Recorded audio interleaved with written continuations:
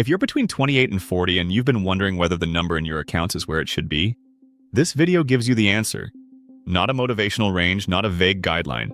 Specific numbers at 4 checkpoints across the 30s based on median income data, standard savings assumptions, and the compound math from the last 3 videos. The goal isn't to make anyone feel behind. The goal is to replace the anxiety of not knowing with the clarity of a benchmark. I'm Warren, and the reason this video follows the snowball math from video 16 is that the snowball only means something if it has a timeline attached to it. Knowing the curve bends is useful. Knowing when it should bend, based on a specific age and a specific income, is actionable. Today is the actionable version. The framework. Fidelity publishes a widely cited guideline that says, a person should have 1 times their annual salary saved for retirement by age 30, 3 times by 40, and 10 times by 67. That's a useful starting frame, but it's too coarse for the 30s because the 30s are the decade where the snowball either builds or stalls. 1 benchmark at 30 and 1 at 40 leaves 8 years unmapped. This video fills in the gaps at 30, 33, 35, and 38. 4 checkpoints, 4 benchmarks. Each one calibrated to a salary of $60,000, which is roughly the median full-time individual income for Americans in their early 30s. Age 30. Benchmark. Net worth of roughly $60,000. That's 1 times annual salary, matching the Fidelity guideline. Broken down about $40,000 to $45,000 in retirement accounts, a 401k, and a Roth IRA combined. An emergency fund of roughly $6,000 to $8,000 covering 3 months of essential expenses. Consumer debt at 0 or close to it, meaning credit cards paid off, no personal loans. Student loan debt may still exist if the rate is below 7% per the rule from video 9, but it should be declining, not growing. $60,000 at 30 sounds aggressive to most people hearing it for the first time. The median net worth for Americans under 35 is roughly $39,000, according to the Federal Reserve's Survey of Consumer Finances. That means hitting the $60,000 benchmark at 30 puts a person ahead of more than half their age cohort. It's not average. It's the minimum needed for the snowball to be on schedule. Average, as video 2 showed in detail, leads to a retirement portfolio of roughly $36,000 a year.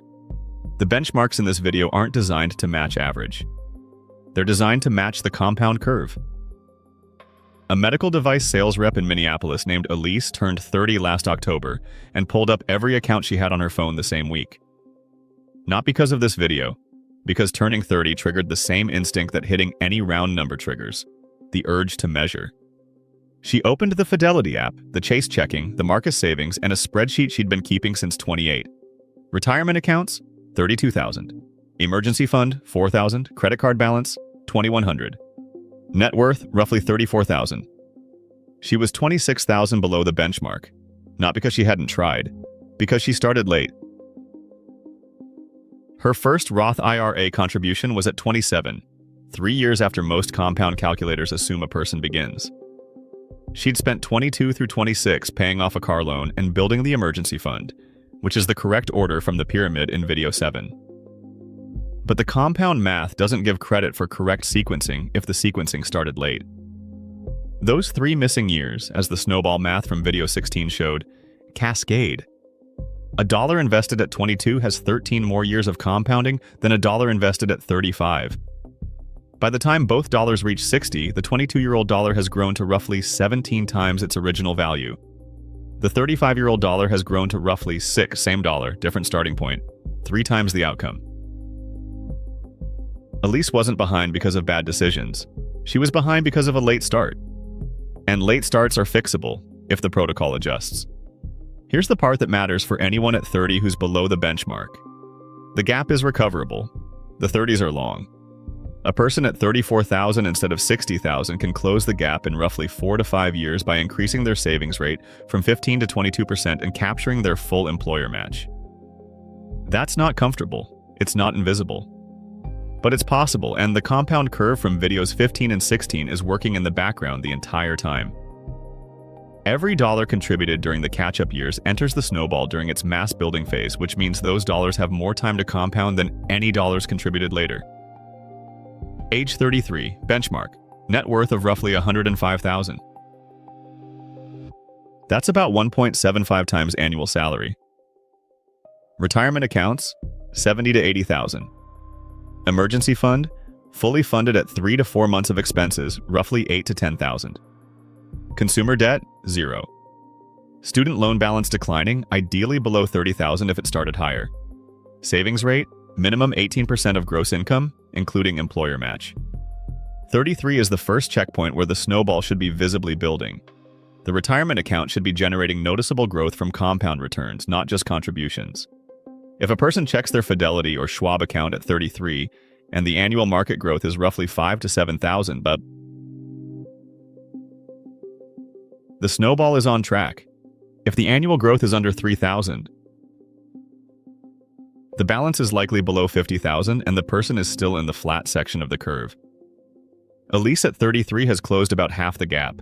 She increased her savings rate to 21% after a salary adjustment to 64,000. Her retirement accounts sit at about 68,000. Emergency fund, full. Credit card, 0 for 2 years. Net worth, roughly 74,000. Still below the 105 benchmark, but the trajectory has bent. The curve from video 15 is starting to show in her numbers. The monthly growth from compound returns now averages about 400 on top of her contributions. Small, but present, and growing.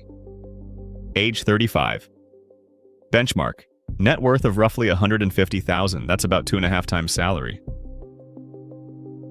This is the midpoint of the 30s and the most important checkpoint in the entire decade because at 150,000, the snowball has reached the mass threshold where compound returns become the dominant driver. At 10% nominal return, 150,000 generates roughly 15,000 in annual growth. If the person's annual contribution is 8 to 10,000, the market is now contributing more than they are. The crossover from video 15 has happened. The second engine is running. 35 is also the age where the gap between the person who started at 22 and the person who started at 27 becomes most pronounced. Devin from video 13 crossed 100,000 at 32. Priya, who started later and paused once, was at 41,000 at the same age. At 35, Devin's portfolio is somewhere around 170,000. Priya's is around 70. Same decade, same job market, same index fund. A $100,000 gap created almost entirely by timing and consistency. 35 is where that gap becomes either surmountable or permanent. A person at 70,000 at 35 can still reach the milestones in this video. A person at 20,000 at 35 has a much steeper climb because the grind zone hasn't even started yet. If you reach 35 and the net worth is at or above 150,000, the rest of the 30s are about maintaining pace. The snowball is rolling, the curve is bending, the hard work of the grind zone is behind. If the net worth at 35 is significantly below 100,000, the grind zone is still active, and the protocol needs to be more aggressive. Increase savings rate to 25%, eliminate any remaining consumer debt, consolidate accounts to maximize banking tier benefits from video 12, and direct every raise and bonus into the gap until the $100,000 threshold is crossed. Age 38. Benchmark, net worth of roughly 220,000. That's roughly 3.5 times salary. Retirement accounts, 160 to 180,000. Emergency fund, 6 months of expenses, roughly 12 to 15,000. This is the level Fidelity suggests should be at 3 times salary by 40, meaning 220,000 at 38 puts a person slightly ahead of that guideline with 2 years of room. At 220,000, the snowball is firmly in phase 2 from video 16. Annual compound growth at 10%, 22,000. Annual contribution at 20% savings rate on 65,000, 13,000. The market is contributing almost twice what the person puts in. The monthly statement shows growth figures that rival the contribution. The person opening the app sees the number climb by 3 to 5,000 in a good month, without contributing anything beyond the automatic transfer. That experience, the experience of watching the balance move on its own, is the emotional reward for everything the person did during the grind zone at 27, 28, 29. The grind didn't feel rewarding at the time. It feels rewarding now. 38 is also the last realistic checkpoint before the 40s, where the investment timeline shortens and the math becomes less forgiving. A person who reaches 220,000 at 38 and maintains their trajectory will cross 500,000 around 45 and 1 million around 52. Those projections assume nothing changes. Same contribution, same return, same patience. A person who reaches 38 at 100,000 has a steeper but still viable path.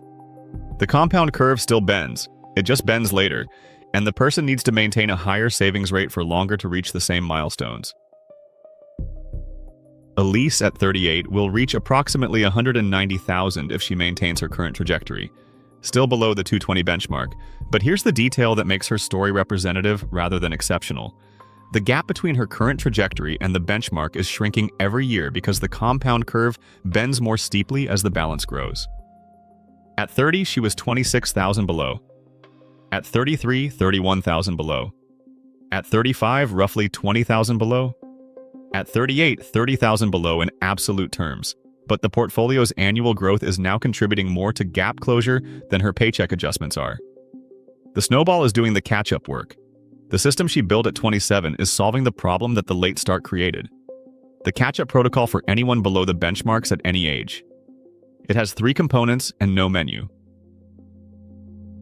First, increase the savings rate by 1 percentage point every quarter until reaching 22 to 25%. Most people can absorb a 1-point increase without noticing it in daily spending, especially if timed to coincide with a paycheck cycle. Quarterly increases compound. 1 point every 3 months means 4 points in a year from 15 to 19%, which redirects an additional 2,000 to 3,000 annually into the Snowball without any lifestyle change that registers consciously. Second, capture every employer match dollar available. If the 401k offers a match and the contribution isn't at the match ceiling, raising it to that ceiling is the single highest return action available. As shown in video 7 with Leo and Nate, missed match dollars are the most expensive losses in personal finance because they never compound. Each missed year of match at $170 a month, compounded for 25 years, costs roughly $140,000 at retirement. Third, redirect windfalls. Tax refunds, bonuses, side income, gifts. Every unexpected dollar that enters the picture has 2 destinations: spending or Snowball. The person who directs 75% of windfalls into the investment accounts accelerates the catch-up without increasing the baseline monthly sacrifice. Elise directed her entire tax refund of $2,800 into her Roth IRA 2 years in a row.